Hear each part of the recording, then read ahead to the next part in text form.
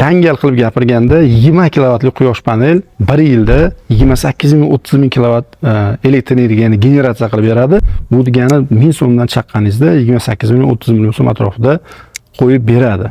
Bu qachon chiqaradi degan savolga faqat original invertor, original panellarni yaxshi usta yoki firmani tanlaganingizda shu ko'rsatkichga erisha olasiz. Endi 28 million 30, ya'ni 28 million 30 million pul bu, ya'ni ishlab chiqargan generatsiya.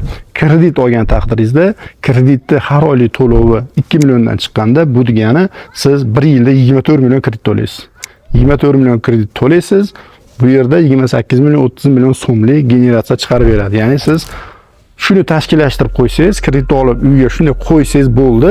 Sizga ya'ni 4 million, 5 million, 6 milliongacha bir oyda, ya'ni 1 yilda, aniqrog'i 1 yilda 4 milliondan 6 milliongacha daromad bilan chiqishingiz mumkin. Ya'ni bu yerda o'zingizni xarajatlaringiz bor, uni qoplash mumkin yoki misolda xarajatingiz kam bo'lsa 3-4 million daromad bilan chiqishingiz mumkin.